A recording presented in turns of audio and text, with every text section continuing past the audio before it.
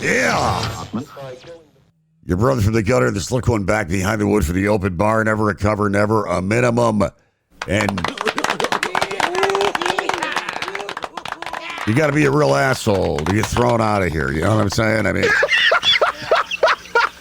we allow just about anybody here at the open bar. We are not picky of our clientele. Let's just put it that way. I mean, we're here to make a buck.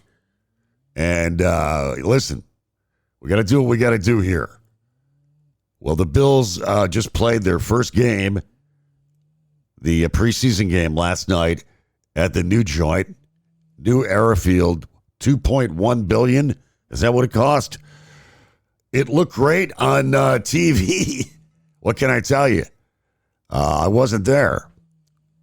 But no, seriously, it looked pretty awesome on television. It was loud at some points. Of course, it's not a regular game. It's preseason, but they cheered pretty loud a couple of times that I heard anyways. Could have been more. So, yeah. So, from that standpoint, it works. And all you heard earlier in the week was these 500 people that, you know, their seats are affected by, you know, sight lines. There's poles in the way and whatnot. And I guess that's just the way it goes. There's these kind of seats at every stadium, and they should sell them cheap with a discount. I don't know if they do or not. If they don't, they should make it like a $200 PSL fee. You know what I mean? It's just a big fucking fire hydrant in front of your fucking face. But no, seriously, there's going to be a few bugs. And some people bitched about the scoreboard, said it wasn't big enough, the TV wasn't big enough, yada, yada, yada. But all in all, I would say, 95% of people thought it was a great experience. So now we just got to win some games in this new joint. And the kids look good on defense. A lot of the good defensive young players on defense, Deion Walker looked great. I'm not going to go down the list and name everybody that was great, but there were some young defensive backs that made some plays on the team. That rookie linebacker, Kyler Elam Orr, he appears to be a bad mofo, and he is looking very good as well. So, yeah, a new defensive system. New defensive coordinator. I'm excited about the defense. I know I said that before, but they look good. And the first unit, they pretty much shut down Carolina. They didn't give them shit. They went 3 and out a couple of times. They caused them to go 3 and out. And Deion Walker, I mean, this kid is going to be scary good as long as he can stay healthy. Real excited about the defense. The offense, DJ Moore, could they connect? Would they be on the same page, him and Josh Allen? Yes, evidently they were. They connected a couple of times. And I think he had 60 yards, 2 catches for 60 yards, or 3 catches for 60 yards, DJ Moore. So, yes, he was impressive. And the offense zipped along pretty good as well. Even with the number 2 Allen in the game, he had put up pretty good numbers too against the Panthers. So, and we got one under our belt in the new stadium, and now it's on to what? Cleveland? Is that what's next? Cleveland? No major culture shock there, folks. Cleveland, Ohio, next week. I realize it's only a preseason victory, but what can I tell you? I'm a prisoner of hope.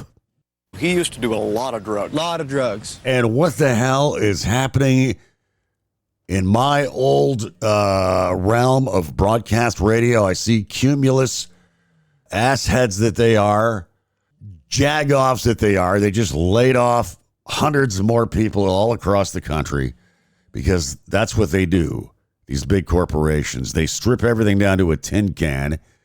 They don't care about the quality of the product. You think they care about having, actual real radio personalities that they would actually have to pay a salary and health benefits? You think they want to have these people? But you still have a CEO that makes millions of dollars a year. Somehow that's still I don't know why that is. That always happens in these companies. You know, these fat cats run the company into the ground, and then the employees take the blow for it. I mean, it's one of those things that really burns my ass, and it should be against the law. It really should. A lot of things should be against the law. This podcast should be against the law. I should be against the law. You should be against the law. Medication time. Medication time. Sorry, I went off on an Al Pacino flashback there. But that's the way it goes. You know, I mean, they got to break up these monopolies. If we had politicians that had balls, they're the ones that did this. You know, Ronald Reagan and Bill Clinton, they deregulated the radio business. Used to be 17 owners or 17 stations is all you could have if you were Company X. 17 stations total. That's as big as you could be. And you could only own one AM and one FM in the same city. So you had more diversity and you had more different owners. And now it's like fucking McDonald's. There's like 3 and Walmart and Target. You know, there's like 3 companies and they all pretty much do the same thing. They strip everything down because these stations they bought are not worth what they were worth years ago when they bought them. But they bought too goddamn many of them, and they can't get out from under it. So they're in hock up to their ass. They're in bankruptcy again. And but I'll tell you, if it was just somebody off the street like us, they would have taken all our shit. Am I right? But yet these clowns, they got to start holding these CEOs responsible because they find the company, right? A couple $1 million or some shit. And then, nothing comes out of the guy that fucked it all up. He gets a bonus. It's just that's what's rigged in America. That is what's rigged. But they never talk about that. You never hear about that. It's always some Mexican is taking your job and gonna rape your sister. Fear, smear, and queers. Yeah, and there's like just tens of thousands of trans athletes out there. It's just whatever they can do to scare people. And now everybody's a communist. You hear this one? The Democratic Socialists are starting to win some of these seats around the country with a populist message. You had the dude in Michigan that's running for senator who is a Muslim. I guess he's from Egypt. His family. He was born in the United States. The guy's a fucking doctor. But right away, they got to make everybody paranoid, like the guy's a fucking terrorist or something. And I guess it's scary to take the tax dollars that are supposed to be spent on the people rather than give it to billionaires, like what we do now. But if we give it to the people, that's somehow communism, right? But if we give it to billionaires, that's capitalism. That's business. And what I say is that's bullshit. Right? But yeah, these people in radio now, these executive types, they're all bean counters. They could give a rat's ass about broadcasting, or they have no love for radio. They're just bean counters is what they are. I mean, that's where they're at. They're not concerned about much else. They certainly don't want to pay talent. People are just content with being mediocre in radio, the radio people. Nobody's got any guts. Nobody wants to do anything. Nobody wants to be bold. Everybody's just fine with being mediocre. And I guess that's the way it's going to be. Who the fuck knows? Who cares? Radio is a dying medium. I mean, look at podcasters. It's all streaming now. Music, podcast. I mean, look at that hillbilly Joe Rogan. Guy's got 1 million views. He's got millions of viewers. I never saw what the attraction was. I don't get, what the appeal is with this.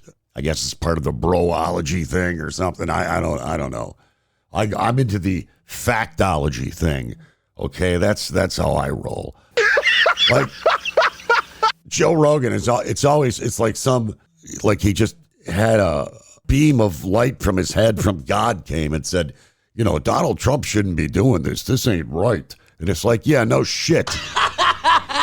No shit, asshole. Like the guy just got off a fucking spaceship or something, Joe Rogan. But look, he's got a big audience. So there's an audience. Listen, there's a big audience for stupid people. I mean, it's true. And it is time for me to stop, take a break, smell the roses, and give props to our sponsor, Earth Dog Earls. Earth Dog Earls Sushi Bar and Clam Stand, located at 2929 Hurdle Avenue in Buffalo. That's Earth Dog Earls Sushi Bar and Clam Stand and Sardine Haven. Can't forget about the sardines. They had given him a platform, unwittingly perhaps, and he used it. Yeah, so I don't know if you heard about this, but Lindsey Graham, of course, passed away recently. And, I don't mind telling you, I was very, very down about that for a while. Couldn't even answer my phone for like a week after that. So as a honor and a tribute to the late Lindsey Graham, they are now going to they're going to change the name of an air base, and they're going to name it after Lindsey Graham, who is, let's face it, he's a little light in the loafers. He's a gay senator. Not that there's anything wrong with that, but tell that to MAGA. Putting Lindsey Graham's name on a military base because he's gay, isn't that a little DEI? Huh? I mean, isn't that a little woke to have a gay senator's name on a military base? I mean, how unmacho is that? I don't understand. It's just like Dr. Oz, who is a Muslim, is sadly in charge of our Medicare senior citizens. This guy's a grifter from the word go. Of course, you can't be honest and be in the Trump administration. You have to be some kind of a fucking shyster. So he's a Muslim, but but the guy here that won in Michigan, he's a fucking, they talk about him like he's part of Al Qaeda or something. The guy's fucking born here. I guess his relatives or his parents are Egyptian. The guy's a fucking doctor, okay? I mean, it's all culture war shit, as usual. But getting back to Lindsey Graham, listen, congratulations on the air base, Lindsey. And I certainly hope John McCain has told you off to your face in the afterlife, by the way. And hey, how about what's going on with the Abraham Lincoln, the USS Abraham Lincoln, our aircraft carrier, which has been out patrolling in the Middle East because of the stupid Iran war for a record 250 days. And there's like 5,000 troops on board. And it's already broken a record for the most time without going to port. I mean, they've got moldy showers, broken toilets. The living conditions are terrible. Laundry is down for weeks. Long stretches with no hot water. Meals that came down to a half a cup of rice and 2 tortillas. No soap, no deodorant, no toothpaste, no phone, no light, no motor car. Not a single luxury like Robinson Crusoe. Stop. So join us here each week on Slick Daddy's Open Bar. Yeah. He used to do a lot of drugs. And just one quick thing about Trump. You heard what happened the other day, Friday, right? They're gonna put his name back on the fucking Kennedy Center because he says, like everything else, it's a shithole and it needs to be remodeled, and he needs to put gold fucking flakes all over the fucking place like fucking fairy dust or something. So he's now having a fit, and he's going to put his name on there, and it's going to say something like remodeled and preserved by President Donald Trump or some shit. You know, I mean, it's a memorial for John F. Kennedy. Why do you have to have your fucking name on it? He's just such a fucking twat. I got a Trump, I gotta have my name on it. Let's do a little rock and roll news, shall we? If you're a Neil Young fan, you're going to be happy to know that he has got a new album coming out in September the 18th with the Chrome Hearts. Love the stuff he does with the Chrome Hearts. Get this, it's going to be Neil Young's 50th album. Can you believe that? 50th album, studio album. And I guess there's 5 new tunes on it that he wrote when he was stoned in Colorado, including an 11-minute acoustic ballad where he reflects on the passage of time and the need for human connection.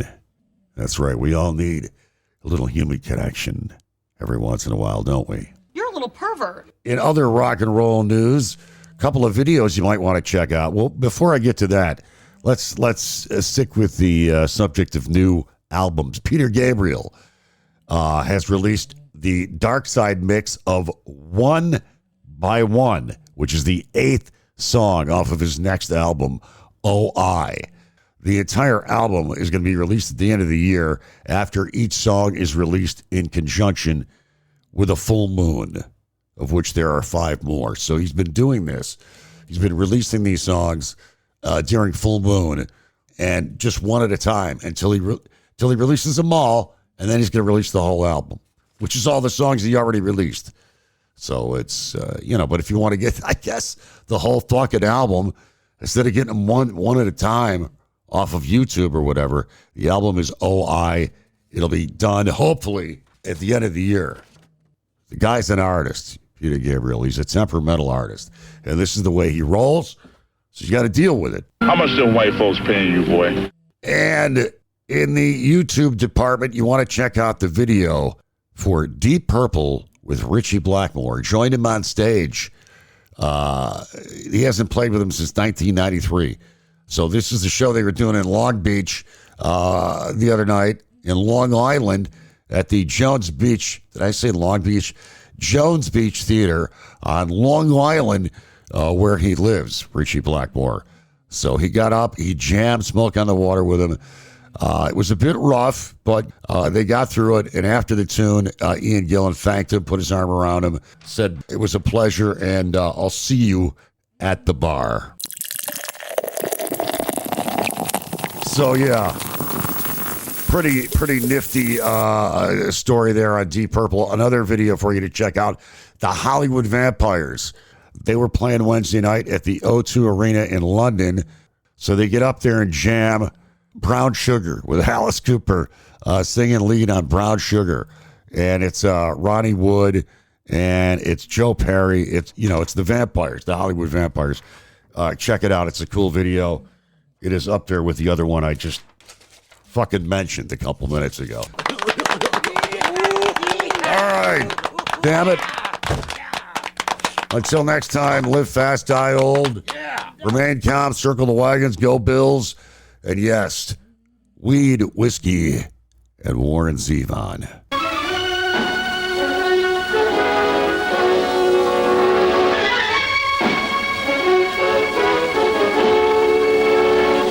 Hail to the king, baby.